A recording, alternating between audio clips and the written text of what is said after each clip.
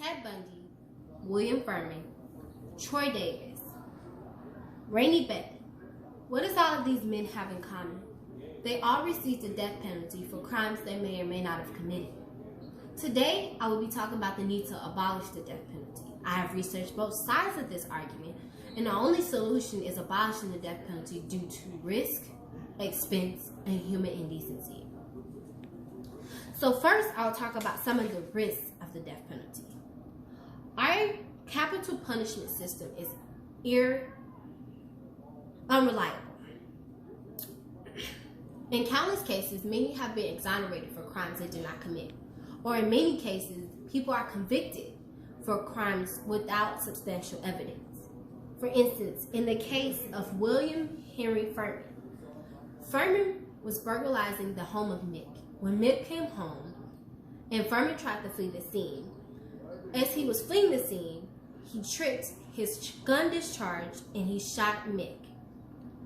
There was evidence to support his story, but yet he was ruled against 5-4 and received the death penalty. Or in the case of the murder of Mac Marfel, a police officer, Troy Davis was executed in Georgia on September 21st, 2011.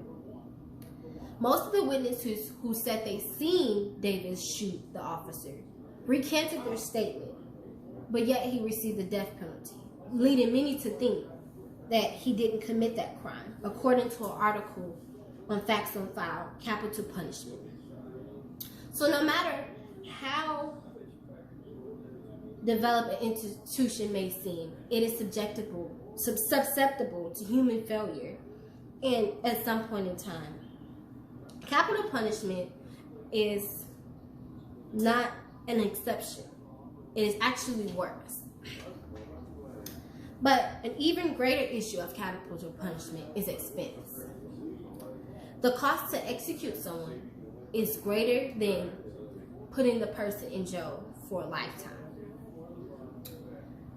The overall expense for capital punishment is legal costs, especially for those who cannot afford legal representation, pre-trial costs, then there's trial costs, jury selection, and then it's appeal costs. Now, for those who can afford representation, like O.J. Simpson, they're not given a fair trial. So, California alone spent $4 billion in cases with the death penalty. And according to Dallas News, a death penalty case can cost up to $2.3 million of taxpayers' money. And that is 3 times the amount of putting a person in a maximum security facility for 40 years. But not only is it expensive, it's inhumane. The death penalty is inhumane, unconstitutional, and is ineffective in decreasing crime rates.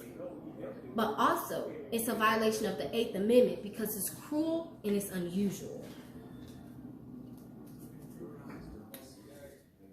It undermines human dignity, subjecting victims to torture and degrading treatment.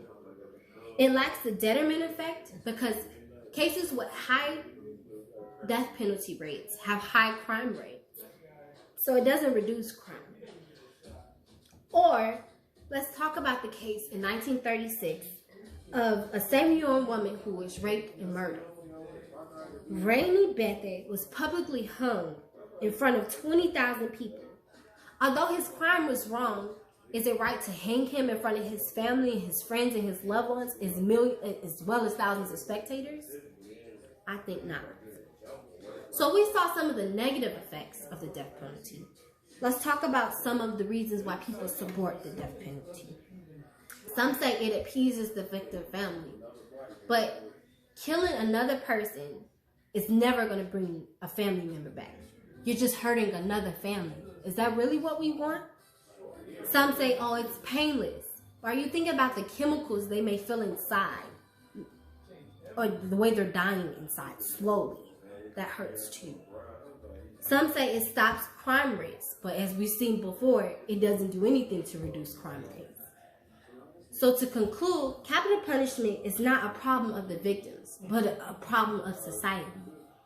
We need to vote statewide and nationwide to abolish the capital punishment. And I get it. Many may say one vote won't make a difference.